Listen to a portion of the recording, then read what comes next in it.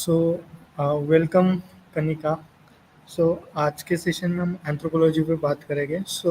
एक आइडिया के लिए मैं आपको बता देता हूँ कि बहुत सारे स्टूडेंट्स हैं जिन ये एक सीरीज चल रहा है जिस सीरीज में हम अलग अलग डिसिप्लिन के बारे में हम बात कर रहे हैं कि इस डिसिप्लिन में करियर अपॉर्चुनिटी क्या है इन Right. डिटेल में, कि किस तरीके से स्टडी होता है ताकि बच्चों को एक आइडिया मिले। मैं आपसे रिक्वेस्ट करूंगा कि आपका एक ब्रीफली इंट्रोडक्शन दीजिए और एंथ्रोपोलॉजी के तरफ आप किस लिए, मतलब क्यों आपने चूज किया। Okay. Thank you, Akash. So I think it's been a long time. I've been studying sociology and anthropology. It all began when I was preparing for civil services. Like all of us, probably a lot of people are doing that. One of my option subject was sociology because I did my bachelor's in economics. And then I thought, okay, let me study master's in sociology because I was introduced to Karl Marx, in my economics. And then I got pretty much influenced. And that's why I did my master's in Delhi School of Economics in sociology. And I was also preparing for civils at that time. But I really got interested in research because we did a research project on Uber drivers and masters in 2018 when there was a strike in Delhi. And that whole research project was intriguing to me because it was economics plus sociology, and I really wanted to continue research on that. So I studied MPhil at Delhi School of Economics itself, and my thesis was about platform economy in total. And in MPhil at Delhi School of Economics, we do not do a field work, so it was mostly a literature review, an extended literature review of research, more of a theoretical thing, right? And So where I come from in D school, it's a social anthropology department.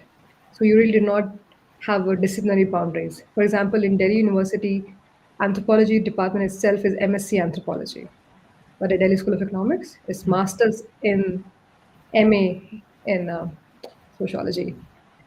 But anthropology and sociology have very like fluid boundaries in India mostly. And it kind of changes when you go abroad and you see different departments and how do they function. So anyway, I studied my MPhil and I wanted to apply for PhD, and I thought I've been in Delhi School of Economics for master's and MPhil, so I needed to apply abroad.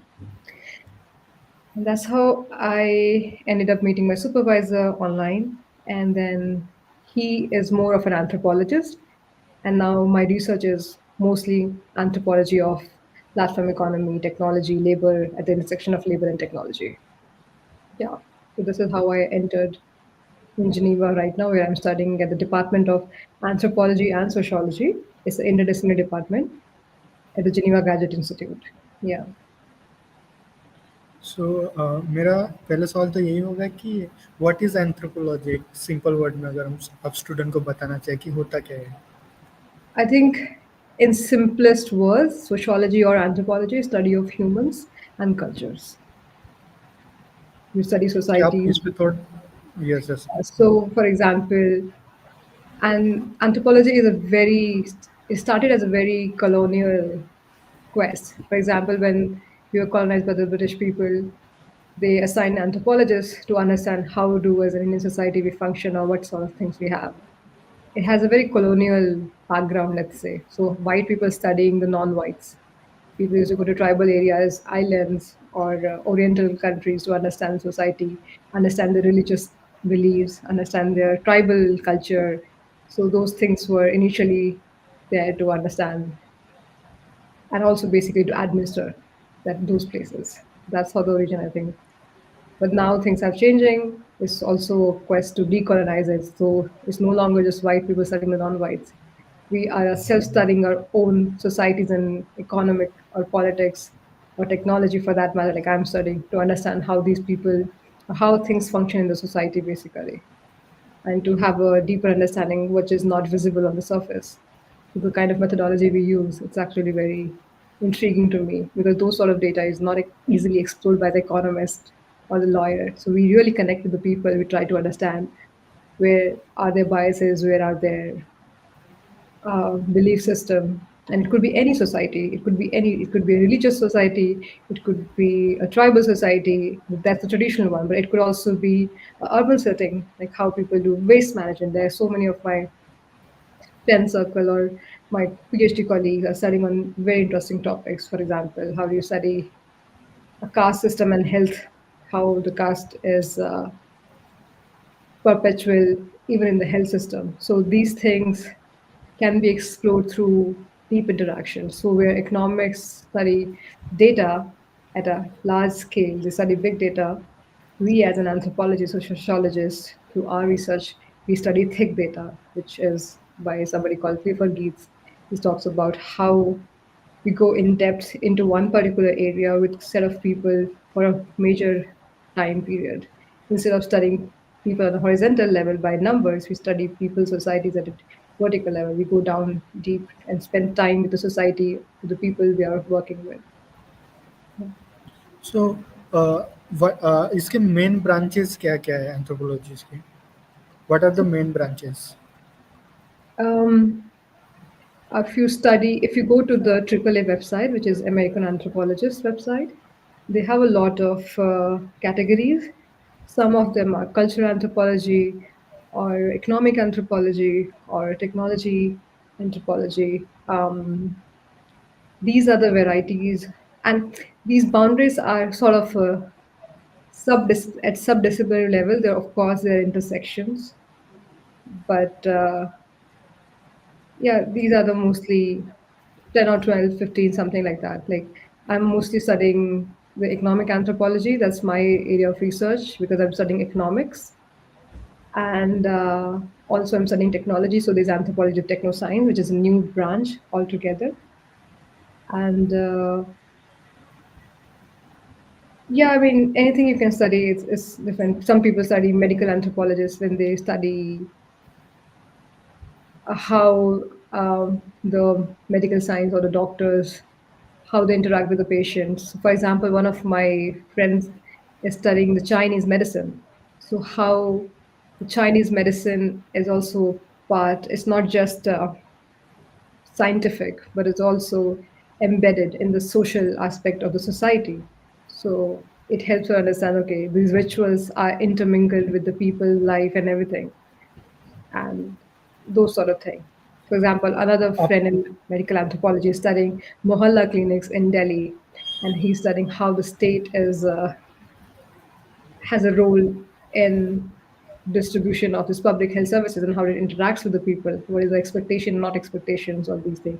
How successful it is, how not successful it is. More than having an impact or anything, it's about how people perceive it and how what is the role of the state in. Is it a it's just a political agenda, or they really have to are doing something. So, those things in the medical anthropology.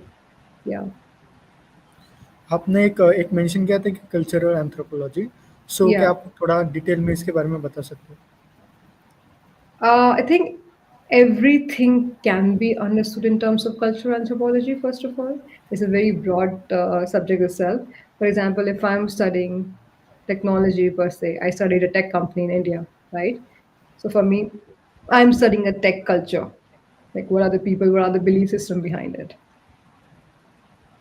In similar way, how people study bureaucracy, or Max Weber have studied bureaucracy, or how, or Akhil Gupta, for example, in Indian context, they have studied how the society or the bureaucracy works and interact with each other. Those aspects. Yeah. सो आप कुछ कुछ ऐसे example दे सकते हैं जो show करते हैं anthropology study, Sorry. कि ऐसे कुछ एग्जांपल आप दे सकते हैं कि जो शो करते हैं कि एंथ्रोपोलॉजी स्टडी है? Anthropology study hai. Anthropology study hai. नहीं कि मतलब कि एंथ्रोपोलॉजी हम एक डिसिप्लिन की तरफ पढ़ रहे हैं, लेकिन फॉर एग्जांपल आप रिसर्च कर रहे हैं किसी टॉपिक पे, कोई जी. एग्जांपल आप दे सकते हैं? फॉर एग्जांपल आप जिस टॉपिक पे रिसर्च कर रहे हैं तो आप उसके कुछ एग्जांपल दे सकते हैं, ताकि एक एक अंडरस्टैंडिंग बिल्ड हो कि एंथ्रोपोलॉजी स्टडी इस तरीके से होता है. Um, so, for example, what I'm studying is gig economy and platform workers. So when I started studying, I was looking at the impact of these Uber and Ola apps on the worker's life. So a lot of times people say, and there has been a lot of research already done on that. A lot of time people say that okay, these apps are autonomous or technologically operated. The company doesn't have a role because these companies like Uber and Ola are tech companies, are not labor companies. The employment relationship between the workers, which are the cab drivers or delivery workers, there is no direct employment relationship with the company. So when we study anthropology, we see okay, how are the labor relations changing in this new wave of technology, or is it really new? Those are the fundamental questions you ask. Like we don't assume things; we go to the depth and we ask, okay, what is exactly happening? If I'm talking to a Uber driver, he will say, no, my allocation of ride is given by the company. I don't know how it comes from. My payment is decided by the company by these algorithms. My like if I can be blocked anytime on the app. So these are the things that we get to know. Okay, and the workers are being exploited at that level. They do not have a social security benefit. So those are then, with all these research that we conduct, there have been so many policy changes within the government itself because we have seen that the labor code, COSS, has been reformed, and now we have a new law for gig workers in in Rajasthan, in Telangana, they're demanding it. In Karnataka, they have recently passed this. So all of the study that we do, the research question that we try to answer, okay, what is the relationship between the workers, which are misqualified as partners sometimes, delivery executives, delivery boys, they're not workers per se. So all this relationship is not outrightly there. So, in my research or the kind of literature I'm following from my predecessors, they've established that the employment relationship very much there. This is a new age problem that everything has been platformized because of the digital economy. But then at the root of it, they are human labor, which is working for these tech companies. So we do research to understand how these tech companies are impacting the labor and the labor market, and how are they exploiting it to an extent, or at least, even if exploitation is a harsh word to use, but they are misrecognizing their status and they are not giving them social benefits and everything. So those sort of research questions help us understand the plight of the workers at the end of the day and their unionization. So there are various ways you can actually research on this. How are they organizing themselves? The union example. How the state is negotiating with the companies to do that, right? So this is the sort of research I was involved before my pre-PhD also. Yeah. सो जो students हैं जिन्हें anthropology के बारे में कुछ नहीं पता है लेकिन they want to choose anthropology Yeah. As a subject for their master और सो देर इज सम ऐसी कोई रीडिंग Right. लिस्ट है जिन्हें पढ़ने के बाद कुछ एक अंडरस्टैंडिंग बिल्ड होगा कि हाँ then they can enter. I think I started very gradually, so I did not follow a particular reading list, right? So I don't think you can directly join PhD without having complete or even having without knowledge of what social sciences. In masters, if you have a degree in political science, if you have a degree in sociology, anthropology, at least that will provide you a base, because PhD is a different ballgame. You choose your own research, you choose a particular branch of your anthropology, and even you're still kind of, it's still fluid. You're not completely fixated to any particular branch. It kind of evolves also during the PhD. But I think in masters, if you're joining sociology or anthropology or politics, and they will make you aware with a lot of theoretical school of thoughts anyway. So once you get into the master's degree, I think it becomes easier for you to understand. So there's no particular book to follow, I would say. If you follow a discipline in political, they will introduce you to Foucault anyway, Marx anyway, and Marx is everywhere. Marx is also in economics, Marx is in sociology, it's also in anthropology, right? Similarly with Foucault, some of the big thinkers, at the end of the day, these are people are philosophers.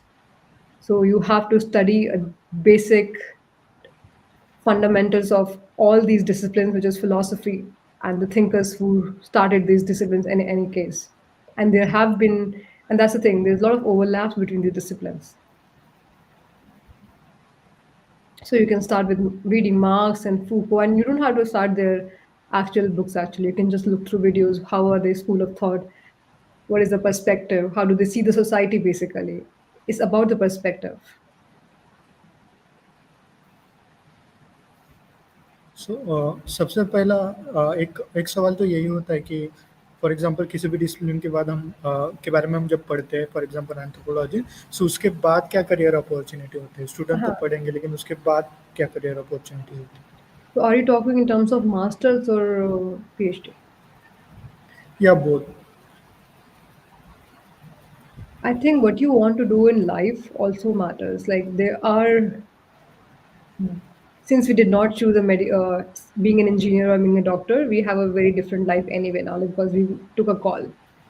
All the high paying or what you say, glamorous jobs were taken by the kids who started doing sciences in after your 10th, right? So the way of life you already get into is very different mindset. Why do you want to study first of all? What is the purpose of your life? That defines the first step basically. For me it was sociology because I wanted to prepare for civil services, but now it because I was really interested in research, I did my PhD.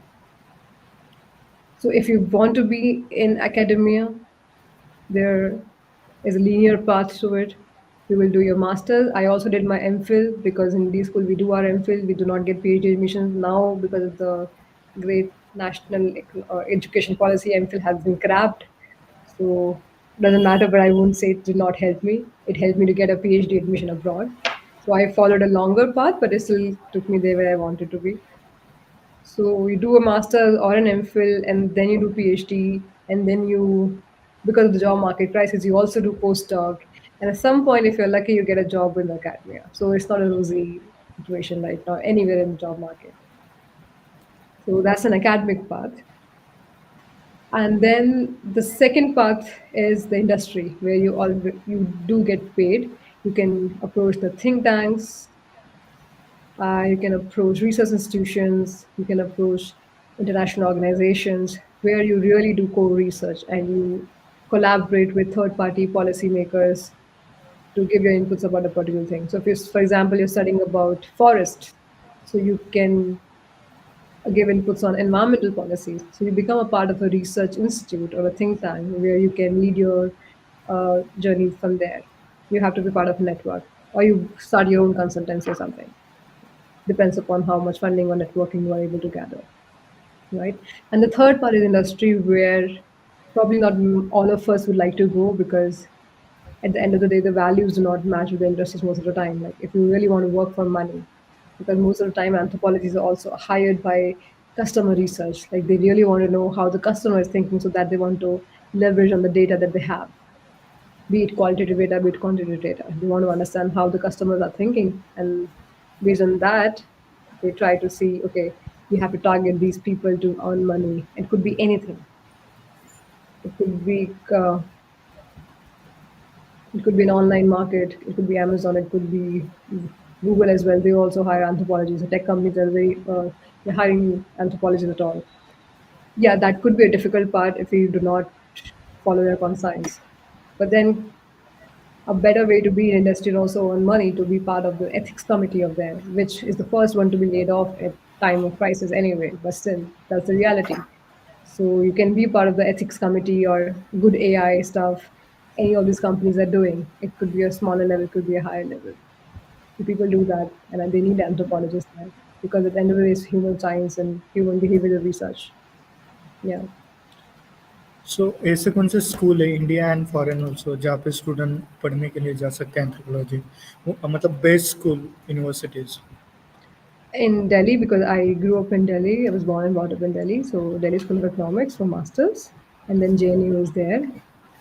JNU and D School always are kind of a competitors in that way, and it's a very different political environment, I would say, and both of them are great. And then there's a state university, Ambedkar University, in Delhi itself. You study masters in sociology and PhD in sociology and anthropology. So these are three universities. Outside Delhi, I think TISS is also there, and yeah, I don't know pretty much, but then IITs also have that because every IIT has their humanities and sciences department, which have an interdisciplinary masters. You can go study there. Yeah. And or everything have their entrance exams basically for the masters as well as PhDs. And abroad, you have to really think about what you want to do. For masters, it's a different ballgame. You have to check into the department, which department, and it's not that easy. Like you have to understand that the funding situation is very different. If you want to go abroad, masters usually do not get funding, and I don't think that's a great idea to do masters if you're paying for it. I think that's for sort of a very privileged kids who go outside for a 1 year kind of paid vacation on their either they took loans or they are funded by their families, which in both way I would not suggest until unless you really want an exposure and you're ready to fight for it. For me, it was not possible because I did not come from that financially uh, comfortable background. Yeah. So for your masters, if you're going abroad, the US, you can apply. Europe has a different. I mean, there are a lot of countries. Depends on the funding. For PhD, again, the US Department is of Sociology is very mathematical, and anthropology is more qualitative. So those are the differences that you have to understand in PhD. And I think PhD is a very personalized research. So you have to see where your research interests match with your supervisor. So first important thing is you have to find the right supervisor. And it's not necessarily be in the anthropology department. It could be in digital media studies also. That's why I'm saying in PhD it's more about the research than about the discipline itself as well, because it's upon the nature of research that you want to conduct. You can use anthropological tools, anthropological insights, even in different department. It's very overlapping. Where I'm studying is anthropology and sociology, but I think it divides after a point where you are writing in a certain way. So those are the things that you can, and you don't have to be very strict about it. I think when you go along your PhD journey, you figure out yourselves these things. You don't have to be very strict about what department or what anthropology or sociology. I'm talking about anthropology and sociology. What specific discipline you want to box yourself? Because no, at this age and time in this world, there are a lot of intersectionalities happening. So I could be studying gender studies, anthropology of gender or feminist anthropology, but I can also engage with economic anthropologists. So basically, it's about how you position your research in a certain state. And it could be a conference. You can position yourself as a different anthropologist, right? In terms of looking for grants and funding, you can position your research according to that and get the grants and funding. So those disciplinary boundaries matter as much as you want them to matter. मेरा सवाल ये था कि मतलब I was asking about the university कि ऐसे कौन से बेस्ट इंस्टीट्यूट्स हैं जो एंथ्रोपोलॉजी के लिए जाने जाते हैं there student can go like In the US, most probably is UCLA is one of the best in the world. Use what UCLA, okay University of California in Los Angeles. And in UK, it is Cambridge, Oxford, these are the places. To LSC, these are the places you will go for a master's or PhD as well. But again, these places, US mostly has funding, UK does not have funding.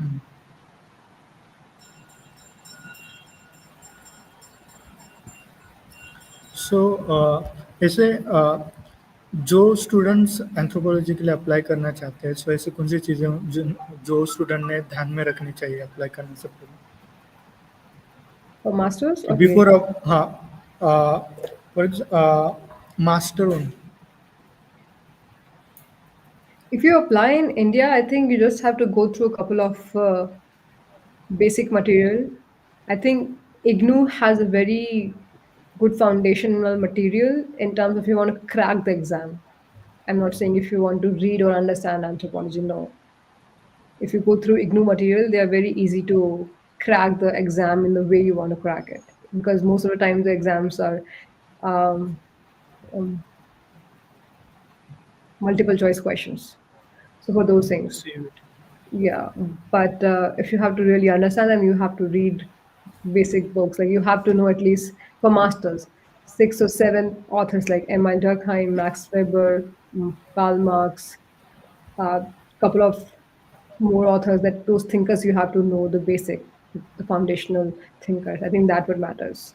So if in religion you can read Fraser, you should know what are they saying basically. I think for sociology, UPSC exam material could be interesting because I think they just summarize. I wouldn't say they are a good benchmark to study, but at least to give an overview, it could be a good start. Because I'm saying it because I come from an economics department. So for me to study sociology was completely new. In economics, we are meant to write very strict answers or like very mechanical answers. In sociology, we question everything. So for me, it was itself as a change. So I got introduced to sociology through the UPSC material. So my journey has been different. But people who do their bachelor's in sociology, they have a different perspective.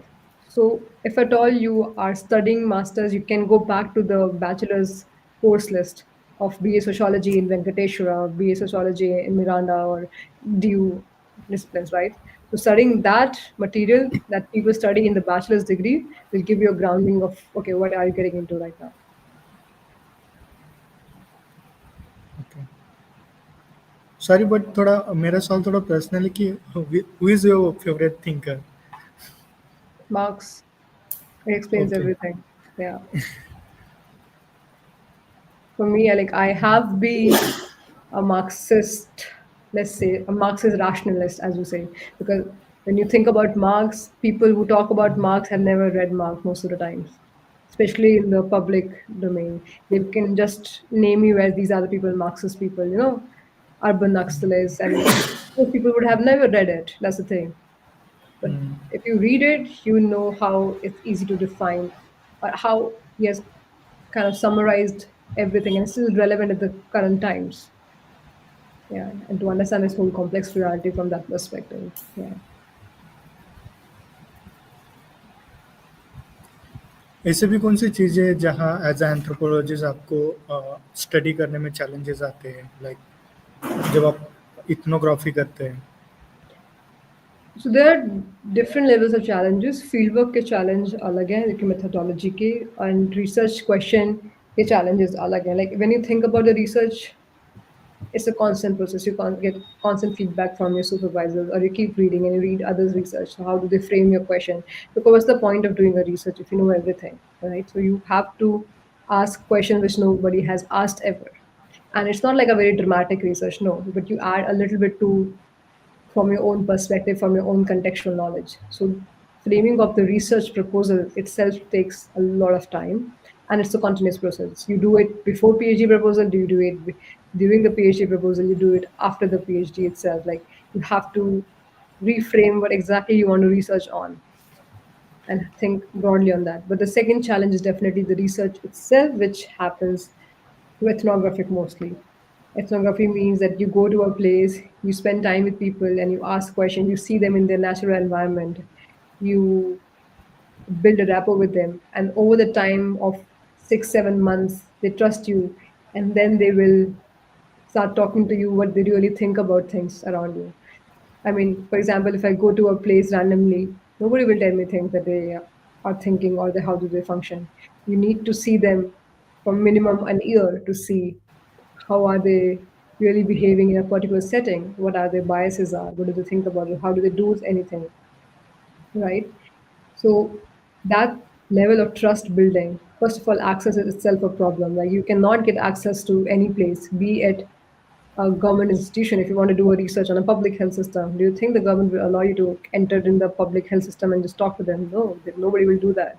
So you have to chase people. The access is a bigger problem in every sort of research you're doing in anthropology or sociology with ethnographic access, because you are going to their space, which has, I mean, nobody likes to be studied, right? They don't want to be a lab rat, but you have to develop a rapport with them. Okay, you have to build a trust with the community of people that you're studying. It could be Uber drivers, it could be a tribal people, it could be a village, it could be a people in urban social club, it could be the people that I'm studying in the tech company, the software developers. So nobody will let you enter their own space because it's a close community of people. So that access itself is the first problem. And the second is about, okay, once you get the access, are you able to build the trust with them so that they can talk freely to you about their daily life basically, and that's where the data comes from, because then you understand, okay, these people think the certain way, that they do certain tasks in a particular strategy or particular objective. And of course the second or the third leg of the research is when you combine the both theoretical aspect and your empirical data, and then you have to build everything from the scratch, because then everybody has said everything, but what you make out of this data is where it matters. What is your contribution to the knowledge base? So I think for me the research is has three levels of difficulties, or let's say not difficulty I said, but that's the fun part actually. Like, why would you want to do research then? So because I'm interested, I'm excited about this problem, so I'm doing it. Yeah. मैं कभी कभी ये सोचता हूँ for example someone is doing PhD for let's say कि गढ़चिरौली में tribal community के ऊपर someone is Hmm. Doing research then he need to come there but Yeah. अगर वो एक्सेस ही नहीं है फॉरेन में so how it's work like You have to find access. So there's no other way. See, it's not like ethnography does not, there are ways to doing ethnography. You don't have to live there with them now completely for like how earlier people used to do, like 18 months or 24 months, or in fact 5 years. People are living there. Some of the anthropologists married the local person, so they became the part of the community. It has its own problems, but then in the past research was done like this. In the current academic curriculum that we have, we do not have that much time, first of all. So for in the US we have might have more than 1 year. In Europe, because the time frame of PhD is 4 to 5 years, we have only a year to do ethnographic research. So you have to manage everything during that time. So it takes a toll on the quality of the research as well, but that's the system that we are part of now. We can't do anything about it because it also matters the finances, the access, and everything. But then there are ways to do ethnographies. It not necessarily mean that you want to be living with them. No, you can also conduct interviews. You can also be part of the events and the conferences where these people meet, right? If you do not get access to a particular company, for example. Similarly, if in a tribal area, I can assume, like, it's not my forte, but still, you can attend their religious ceremonies. You don't have to go and live with them all the time. You can still be in the vicinity, living next to their city or something. And of course, you can conduct interviews. You can conduct focus group interviews, not just one-on-one interviews, right? And yeah, those are the problems or the solutions for the in a rural setting or in a different cultural setting. The new age ethnographies are also digital ethnographies where you can talk about online communities. So, are you, if you're part of a Reddit group, for example, or a Facebook group or a WhatsApp group, people do research there to see how people are interacting among them. That's an online community. That's what it's called, digital ethnography. It has its own pros and cons, but still it's part the ways of how can you mobilize resources in your own research. एक सवाल था कि before going to the anthropology ऐसे कौन से skill है जो student ने उन पे काम करना चाहिए जाने से पहले जो उन्हें हेल्प करे I think overall you need writing skills. Again, I'm not saying you can get it in a day or two. It's a continuous process. You have to keep writing, writing, writing. And how will you write? And how can you learn to write? Is by reading, reading, and reading. The more you read, the more you know, basically. So there is no shortcut to all these things. But then the third thing is about how you articulate about your research. That's very important because you present in a way that people should understand it. So I think both, all the three skills are important, equally important for me. एक last सवाल था कि इस अगर कुछ books है जो आप सजेस्ट करना चाहेंगे या कुछ रिसोर्सेज है जो स्टूडेंट पढ़ सकते हैं Um, again, anthropology is so wide that I don't know what specific thing you're talking about or like which particular branch I have to recommend. But read Clifford Geertz, yeah, that author, because he talks about culture and thick description, the methodology and everything. I think this is would be a good start. I can just Google the name of the book I'm forgetting, the one I'm talking about.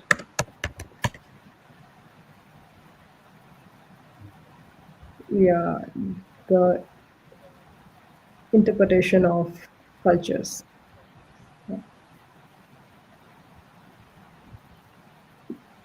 To understand ethnography, to understand anthropology, I think the way these authors write is also make you think like how can people or how can researchers think in certain way? What are the minute things they even notice, which as a normal person you would ignore them totally. Yeah, so thank you so much Kanika, बहुत अच्छा conversation था. I thank you hope so I much for understood joining that. Us. Yeah, but everybody has a different journey, and you learn different things from different people you meet every time. Yeah. Thank you so much again for Yashasi के तरफ से. Okay. Thank you so much for having me, Akash. या Nice talking to you.